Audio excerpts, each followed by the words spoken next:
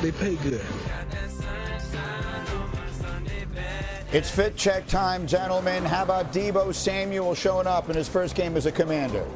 Yeah, how's he looking? How about that, man? He doesn't I see them shiny shoes. One thing about Deebo, first game, he got to be Deebo today for the team. And there's Russell Wilson showing up as the Giants and Commanders get set to go head-to-head. That's one aging quarterback, but as Adam Schefter gets us started with some of the news of this Sunday, we begin with another aging quarterback, Schefter. Greeny, for all the concern there was this summer about Matthew Stafford, he will start today against the Houston Texans, and the Rams don't seem overly concerned about him. He'll deal with pain-killing injections. He is 37. He does have a bulky back, but Matthew Stafford is one of the toughest players in the league. The Rams thought he would be out there all along on opening day, and he will be today against the Houston Texans. Meanwhile, the Pittsburgh Steelers get back their team captain, Cam Hayward, just before today's opener against the Jets. After Hayward did not practice with his team throughout the summer, they get a revised contract done where they add $3 million of incentives to boost the value of his deal potentially to up to $18 million. Without that raise, Hayward would have had to make a big decision. Now he doesn't. Meanwhile, during the spring league meeting, NFL executive Troy Vincent warned coaches, GMs, and executives that there would be, as one source recalled, zero tolerance for acts that demean the game, and the league would come down hard on any violations. Now, we saw what happened on Thursday night with Jalen Carter and Dak Prescott. Now, the belief around the league also is that Jalen Carter did serve time. He missed the entire game at this point in time. The fine in the past, the punishment in the past has been a fine as well.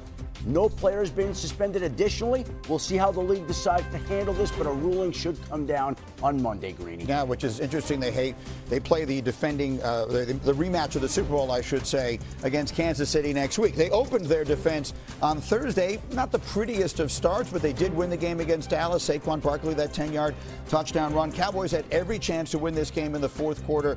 Two big drops from CeeDee Lamb, contributing to what was a tough night for the Cowboys. In the end, the Eagles escape with a win that left a lot of questions for a lot of different people. Alex, you were saying the Eagles kind of reminded you of a team that might be familiar at our table. Yeah, a little bit. Listen, you said it. They did not play great, right? Like, A.J. Brown had, one catch. Devontae Smith, not really a factor. Saquon didn't play great. They lose Jalen Carter right off the bat.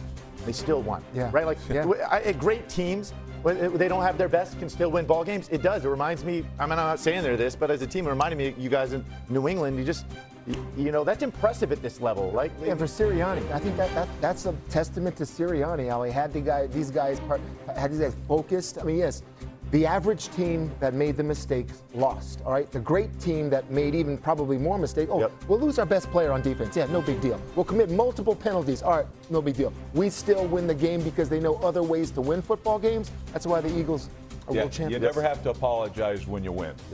Yeah. It doesn't matter style points. And Sirianni, I mean, look, he doesn't care. Man, we're going to run it 50 times, whatever it takes to win. They keep getting it done, and it is frustrating because they do remind me of those darn Patriots, too.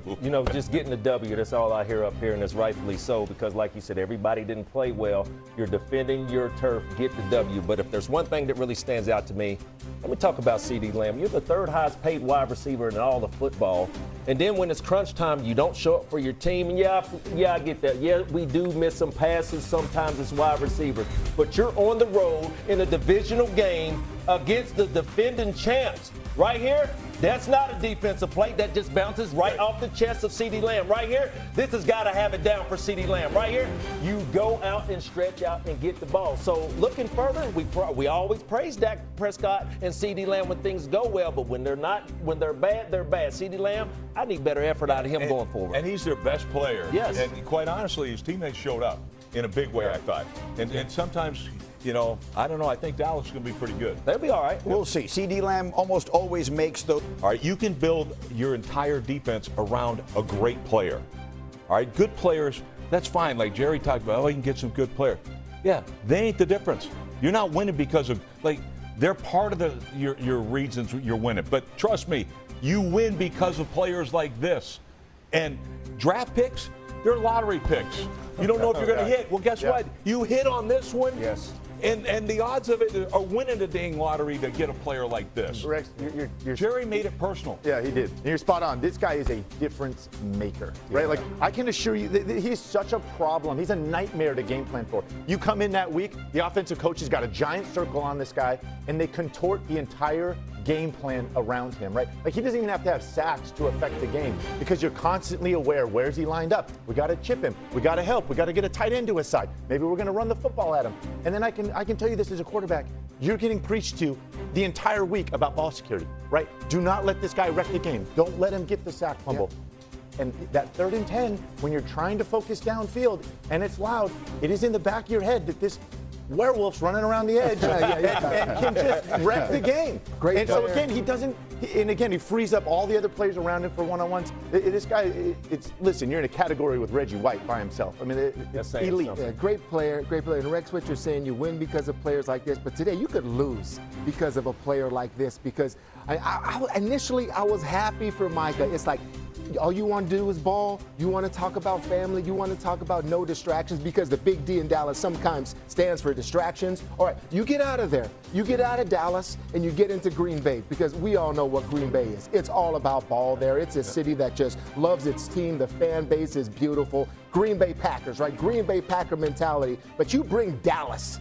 into that locker room when you're talking about those that run trick plays, they can't beat you straight up.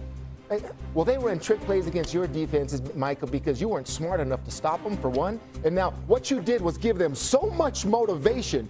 Do you understand the head coach on the other side, okay, in Dan Campbell? Right. And he hears this stuff, and this guy is a mastermind of taking these words, and he's going to insult his players. And you know what this guy said? You can't beat them straight up. You can't run. He provided them all the motivation they possibly could need in Detroit. And that he has to get that Dallas out of him. You got your money now. You got your contract. You should be happy, Moss, but you can't provide this type of Dallas distraction in Green Bay. You know, I mean, you ever been traded before, bro?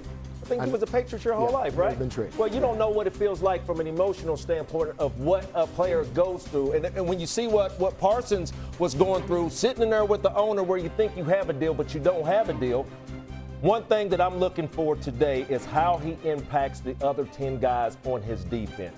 Mainly Rashawn Gary, the guy on the other side where before he became a Green Bay Packer, that's the guy that you had the game plan for was Mr. Gary on the other side. So you got 2 pass rushers out there. And if you know the history about the Green Bay Packers as of lately over the last couple of years, you know they don't apply a lot of pressure. They want to get to you with 4. Well, now they can get to you with 4. So I'm just anxious to see what the other 10 guys' impact is going to be with having a guy like Parsons. You can't sack the quarterback on a running play.